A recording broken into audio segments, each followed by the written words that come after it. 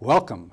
Joining us right now is our friend State Representative Yvonne Selcer. Yvonne represents southern part of Minnetonka and the northern part of Eden Prairie. That's House District 48A. Yvonne is getting ready to get back at it when the legislature reconvenes in February. Yvonne, welcome to the program. Thank you very much, Tim. Great to be here. Now, I know that you campaigned on sort of four platforms: jobs, economy, education, quality of life, and probably light rail fit in there someplace, Yes. didn't it? Yes, it did. Now, it's true, isn't it, Yvonne, that the work of the legislature is really in the committees? Well, that's certainly where we lay the groundwork, and we spend a lot of time examining the various implications of the policies and the legislation that's being brought forward. So that is where the basic work gets done. And you're on the House Education Finance, Transportation, and the Energy Policy. How do those segue into those things that you wanted to accomplish when you first were elected to the legislature? Well, one of my flagship platforms was paying back the money that was shifted away from our schools. So House File number 1. That's right. That's right. So I was very honored to carry House File number 1, and obviously serving on Education Finance, I was able to present my bill there and shepherd it through. And the upshot of that effort and the effort of my colleagues was that with the new projected surplus, the last $200 million will be shortly paid back to our schools, and we will have paid over $2 billion back to our schools. That's great. And transportation, our friend Ron Earhart from my House district serves as chair of that committee, right? Yes, he does. Yes, he does. And I tell you, that's learning from the master. Ron has. He's very good at what he does. Yes, he is. And of course, the Southwest Light Rail is very important to our region. 30 to 60,000 new jobs will be created in our area by 2030, and Southwest Light Rail plays a pivotal role in moving the employees and also in attracting new businesses to our area. You mentioned a couple of things that I wanted to get back to. One was the surplus, for forecast surplus, obviously, and maybe 25% of that is going to be used to repay the schools for the shifted money. But what about the other 75%? Where do you think that money should go?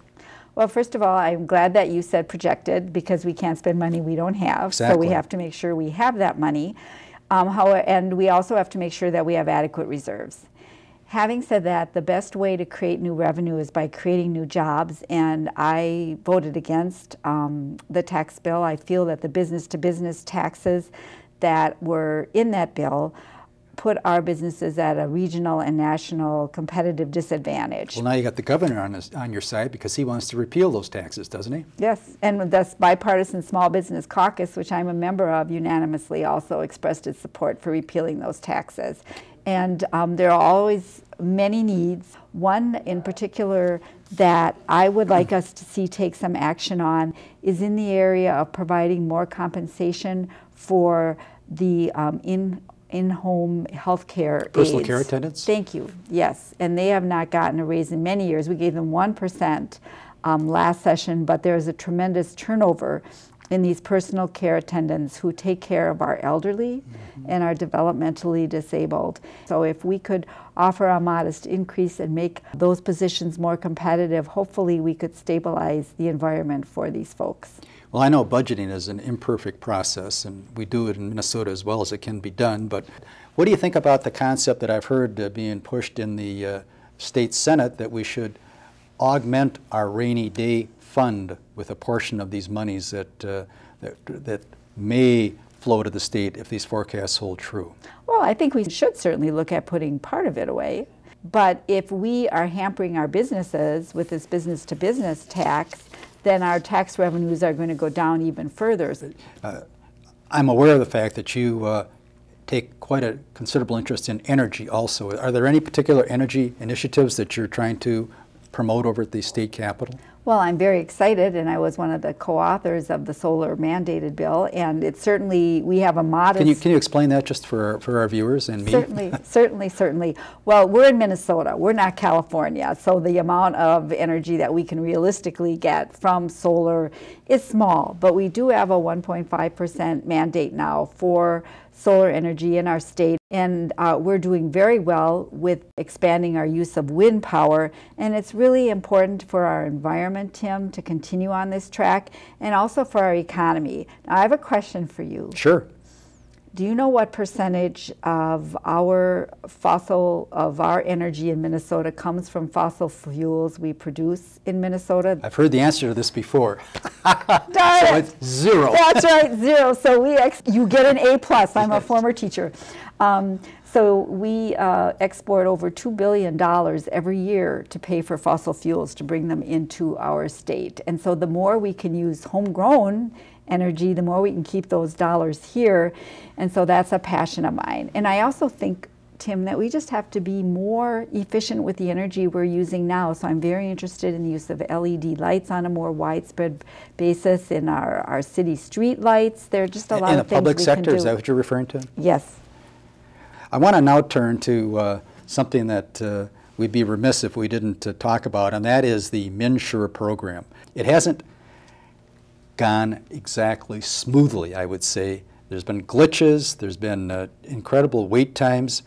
Is there any role for the legislature to play relative to getting that system up and going? We have more progress to make, and I think that the legislature needs to continue to hold hearings. We need to continue to hold the folks that are running MNsure's feet to the fire to make sure that it is the useful tool that it was meant to be. On the flip side, Tim, we've got some of the least expensive insurance rates now in the country because of the That's way great. we've handled Absolutely. the MNsure exchange. And we have our insurance rates, I believe, are 88% on average less expensive than our neighbors, Wisconsin, which is using the federal exchange. So we certainly, the glitches are inexcusable, and we are going to get on those and make sure we fix it.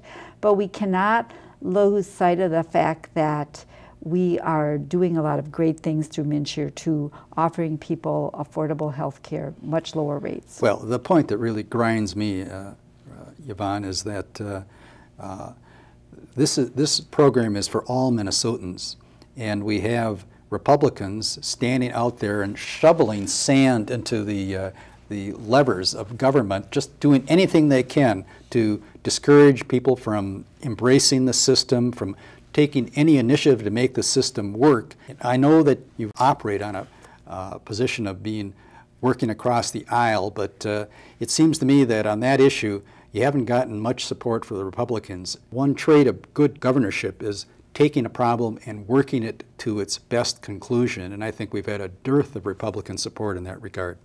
Well, our friends across the aisle certainly have pointed out the flaws and errors in the program. But I think, we're just going to continue to work to fix them, and we're going to continue to reach across the aisle. The Affordable Health Care Act, I think, is here to stay. The system is getting better and better, and I think our Republican friends will eventually come to realize that. And there have been other, in the past, government programs they weren't thrilled about, and then now they would never dismantle them. Absolutely.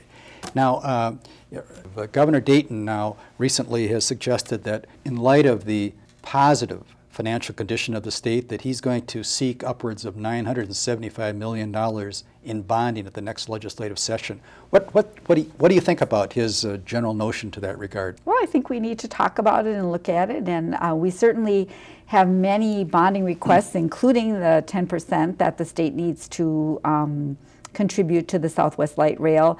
And as we get closer with the February forecast, and we have to take a look at what the needs are, and we have to come up with a workable number that will fund the greatest number of projects possible, but still be fiscally prudent. Now, the governor has also described his expectation of the next legislative session as a quote-unquote unsession. Do you subscribe to that point of view? I think the governor's idea of streamlining government, making government work better for Minnesotans is a great idea. And, regulations and practices that might have been very efficient 20 or 30 years ago may not pertain today. Dusting off those law books and seeing where we can do better is a great idea. So what about gun control? Is there anything over at the Capitol that's willing to approach that issue from a sane point of view, that is to say, implement laws that restrict the ability of people to, for example, to buy handguns at gun shows where they may not have to go through a background check? I think that issue is definitely going to come up, and I think that we need to strengthen our gun laws, as you said, in a sane and reasonable manner. I'm certain that that's a conversation that we will and should have. Now, when you're not in the legislative session, do you get out there and talk to people, or do people come to you and talk to you? And if they do, what issues are they bringing to the table? Well, all of the above. I'm invited to many events, which I love to attend and talk to people. And I also am doing quite a bit of door knocking, and I'm going to be door knocking right up until session starts, because people... That's right, 2014 is an election year. Well, you know what? I started door knocking as soon as the session was over, because I really wanted to hear how folks thought we did, and I really wanted to hear what their concerns are as we move forward. You know, everyone has issues, but they're generally happy. They're still concerned. Our economy is improving. We do have an unemployment rate of less than 5%, but 40% of the jobs available now in Minnesota, the folks make less than $14 an hour, so it's not a great recovery for everyone. Which triggers another question. Where do you stand on raising the minimum wage? I think we need to raise it, but I think we need to be reasonable, because we are in the middle of recovery.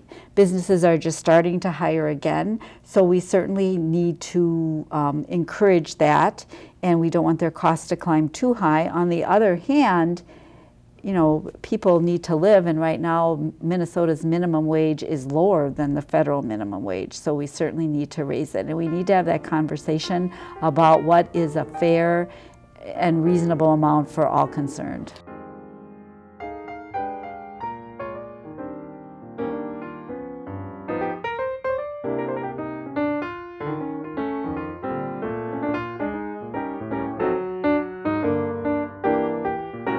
The presentation of guests and opinions on this program does not indicate endorsement by the state DFL party or DFL Senate District 48.